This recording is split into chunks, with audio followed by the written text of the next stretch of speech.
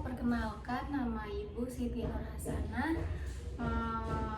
Ibu akan mengajar tentang ekonomi di kelas ini. Hari ini siapa yang gak masuk? Masuk semua ya. Sebelum memulai pelajaran, alangkah baiknya kita berdoa terlebih dahulu. Berdoa menurut agama dan kepercayaannya masing-masing dimulai. Berdoa selesai. Ada yang masih ingat nggak nih pelajaran pertemuan minggu lalu kita sudah membahas tentang apa? Iya, kita sudah membahas tentang pasar. Ada yang tahu nggak sih?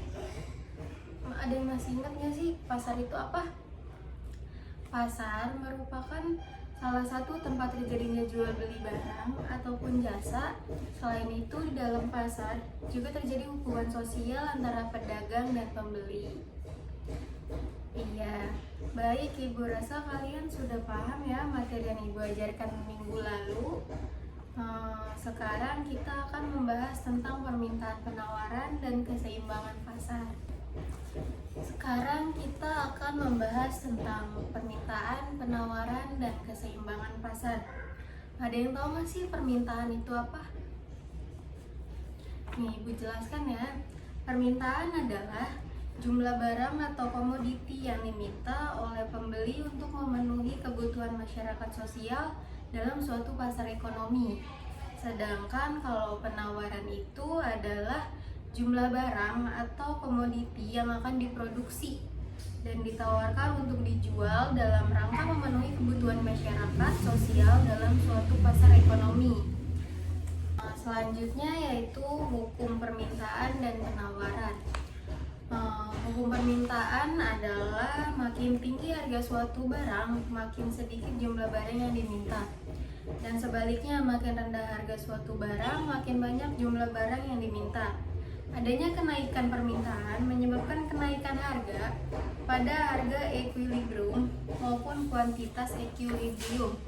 Penurunan permintaan akan menyebabkan penurunan harga equilibrium maupun kuantitas equilibrium.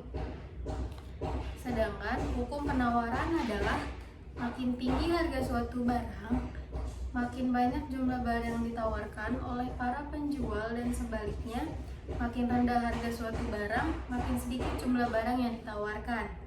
Kenaikan harga penawaran akan menyebabkan penurunan harga equilibrium dan menyebabkan kenaikan kuantitas equilibrium.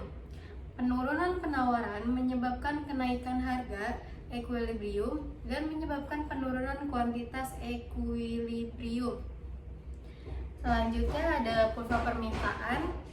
Kurva permintaan adalah suatu kurva yang menggambarkan sifat hubungan antara harga suatu barang dan jumlah barang tersebut yang diminta oleh para pembeli.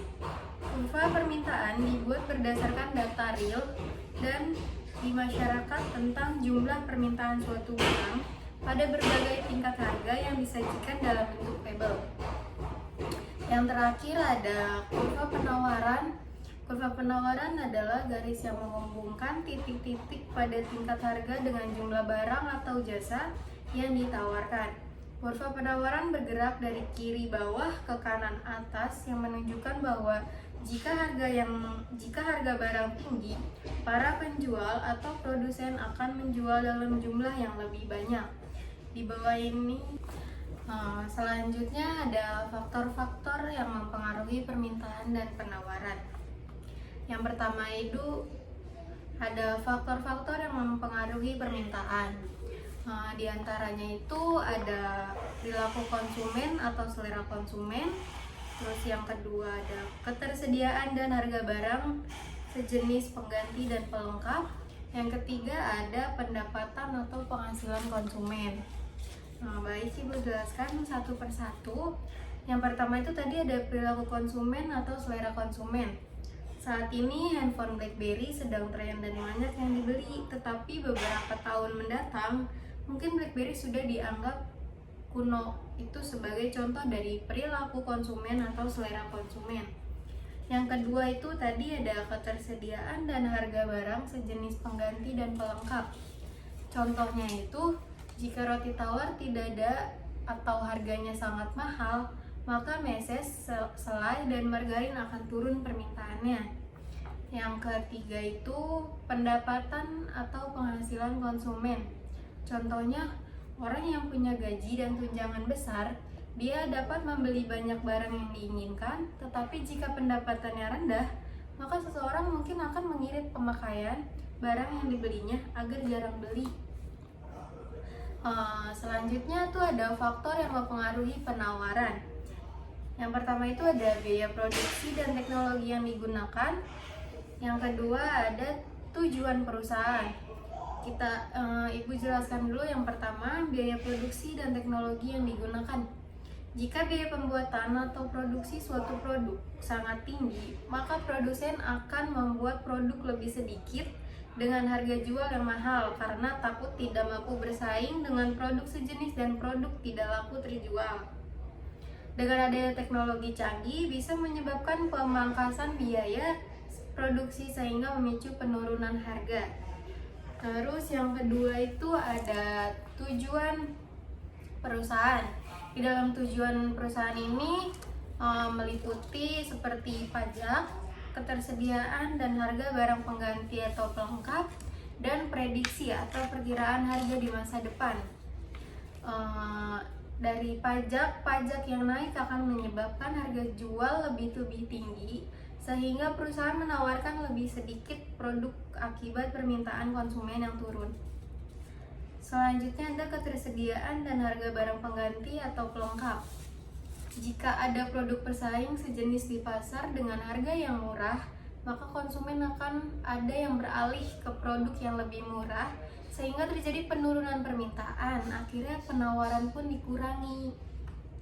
Yang terakhir ada prediksi perkiraan harga di masa depan. Ketika harga jual akan naik di masa mendatang, perusahaan akan mempersiapkan diri dengan memperbanyak output produksi dengan harapan bisa menawarkan atau menjual lebih banyak ketika harga naik akibat berbagai faktor. Selanjutnya ada keseimbangan pasar. Ada yang tahu nggak nih arti dari keseimbangan pasar itu apa? Keseimbangan pasar adalah sebuah kondisi ketika terjadi keseimbangan antara jumlah produk atau jasa yang diminta maupun yang ditawarkan dalam harga tertentu. Proses ini penting guna untuk menentukan bahwa kurva keseimbangan akan tetap stabil ataupun tidak. Kurva tersebut dapat dikalkulasikan dengan rumus keseimbangan dari pasar. Kondisi ini juga menjelaskan adanya kesamaan antara harga produk yang diminta konsumen dan yang ditawarkan produsen. Jika keseimbangan dalam pasar telah tercapai, semua harga akan cenderung stabil. Nah, kondisi ini pun dikenal dengan istilah keseimbangan harga. Bisa kalian lihat sendiri rumus dari keseimbangan pasar itu, keterangannya itu di demand, yaitu permintaan, S supply, yaitu penawaran, P itu price dengan harga, Q itu quantity atau jumlah atau stok, yang E itu equilibrium atau keseimbangan. Bila dideskripsikan dengan sebuah grafik, keseimbangan pada pasar muncul pada titik potong di antara kurva permintaan dan kurva penawaran. Sekarang ada proses keseimbangan pasar. Proses keseimbangan pasar ini terdiri dari yang pertama itu ada produsen menyediakan produk yang sesuai dengan permintaan konsumen, dan yang kedua ada pengendalian harga pasar. Produsen menyediakan produk yang sesuai dengan permintaan konsumen sudah menjadi salah satu strategi pemasaran utama, bahwa kewajiban seorang penjual ialah menyediakan produk yang sesuai dengan permintaan para konsumen. Namun jika barang disediakan dalam jumlah terlalu banyak di saat minat pembelian menurun atau sebaliknya, muncullah ketidakseimbangan harga pasar. Oleh karena itu, penting untuk memastikan adanya keseimbangan antara permintaan dan penawaran. Yang kedua, tadi ada pengendalian harga di pasar. Jika harga di pasar seimbang, keseimbangan pasar dapat diprediksi akan sulit terjadi saat suatu harga menjadi terlalu tinggi. Para konsumen pun akan dirugikan, sementara itu jika harga terlalu rendah akan menyebabkan kerugian bagi pihak penjual. Jadi, kita perlu menentukan sebuah kebijakan ekonomi sebagai investasi guna menjaga stabilan harga di pasar.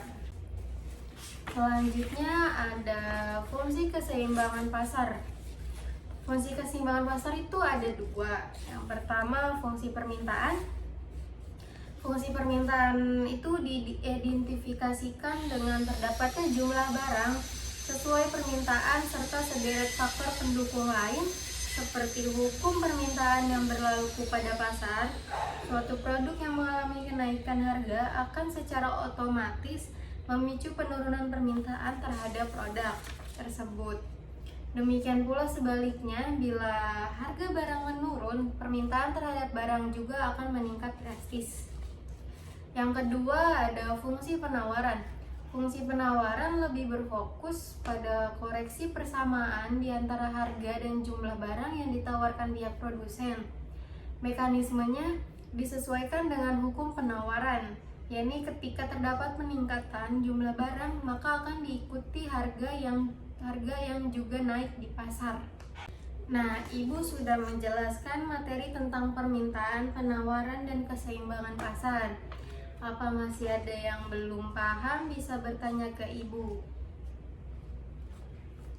Oke, baik, berarti sudah paham semua ya.